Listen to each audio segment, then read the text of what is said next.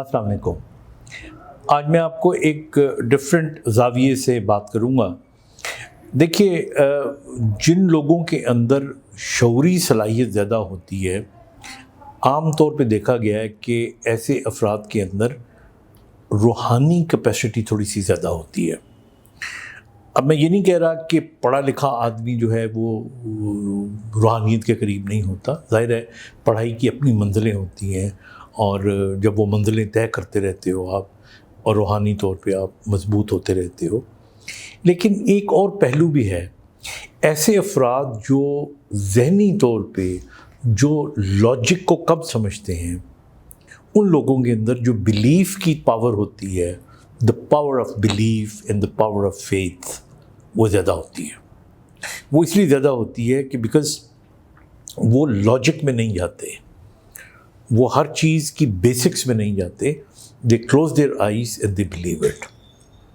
اس لیے ایک پہلو جو میں آج اجاگر کرنا چاہتا ہوں وہ یہ ہے کہ میں نے دیکھا ہے کہ ہمارے وہ بچے اور بڑے جو ذہنی طور پہ جنہیں آپ معذور کہتے ہیں یا سلو لرنرز جنہیں ہم کہتے ہیں، ان لوگوں کے اندر گو کہ انٹلیکچوئل کیپیسٹی ان کی کم ہوتی ہے.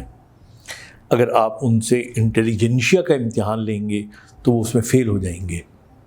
لیکن بعض اوقات ان کے اندر جو صلاحیت ہوتی ہے سکس سینس کی، یا صلاحیت ہوتی ہے ایک اسپرچول پاور کی، اسپرچول نالج کی، جس کو آپ کو ریلیٹ کر سکتے ہیں روحانیت کے ساتھ، وہ زیادہ ہوتی ہے.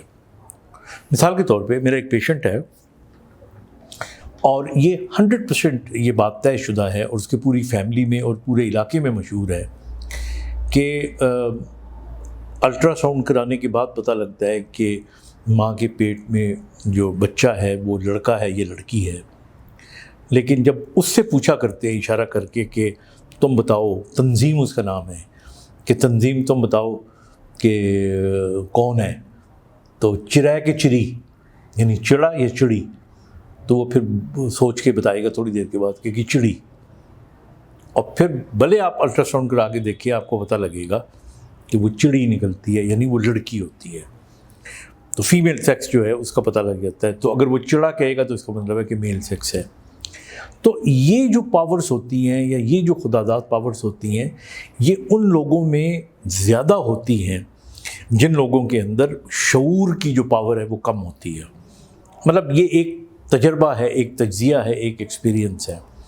اسی طرح میں آپ کو ایک اور واقعہ سنانا چاہتا ہوں کہ لاہور کا ایک علاقہ ہے جہاں پر شاہدرہ کا علاقہ ہے.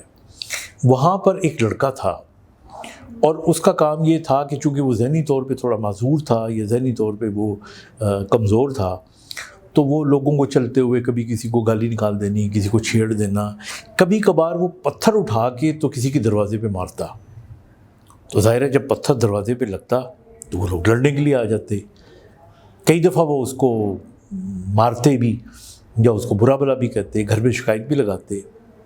لیکن جب اس نے پتھر مارنا ہوتا تو وہ خاص چنے ہوئے چند ایک دروازے تھے جن پہ دروازے پہ پتھر مارا کرتا تھا.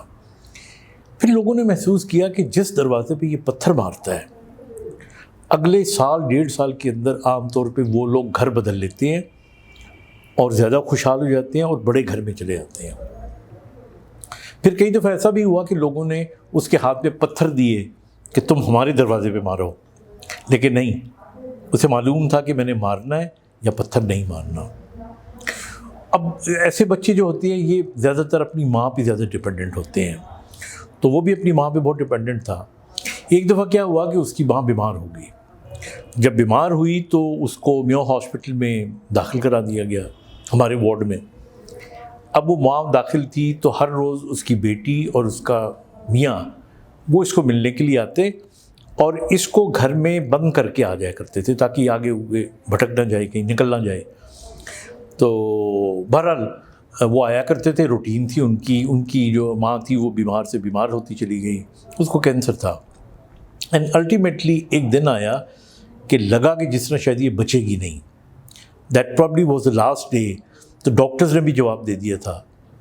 تو صبح راؤنڈ کے وقت جب پروفیسر آیا اور باقی ڈاکٹرز آئے تو وہ بڑے حیران ہوئے کہ اس کی ماں کیونکہ اس کو ملنے کے لیے جو اس کے ہسبینڈ اور بیٹی تھے وہ 10-11 بجے آیا کرتے تھے، لیکن دیکھا کہ صبح 7:30-8 بجے کے قریب ایک لڑکا اس کی پاؤں میں لیٹا ہوا ہے اور وہ رو رہا ہے اور اس کے ہاتھ میں پھول ہے.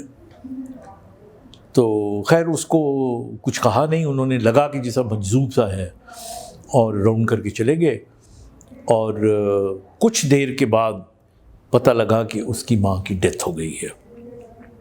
اور جب وہ انتقال کر گئی تو ظاہر ہے کہ پھر وہ تھوڑا رونا شروع ہو گئے. تو اتنی دیر میں اس کے میاں بھی آ گیا، اس لڑکے کی بہن بھی آ گئی، اور اسی کشمکش میں کہ ڈیتھ سرٹیفکیٹ بن رہا ہے اور کیا کرنا ہے. تو انہوں نے دیکھا کہ وہ لڑکا وہاں سے غائب ہو گیا. اب وہ جب غائب ہو گیا تو بڑے پریشان ہوئے اس کے ماں باپ.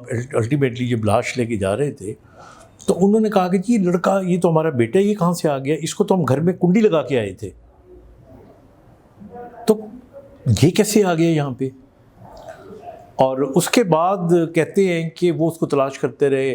وہ داتا صاحب کی بھی دیکھا جا کے انہوں نے، کہ ہاسپٹل میں بھی دیکھا، لیکن اس کے بعد وہ لڑکا کبھی ملا نہیں کسی کو. وہ لڑکا کیسے وہاں پہ پہنچا، وہ پھول کہاں سے لایا؟ اسی دن اس کی ماں نے انتقال کرنا تھا، مرنا تھا. اور یہ ساری چیزیں کوئی واضح جواب نہیں دیتی، لیکن ایسا ہوا ہے.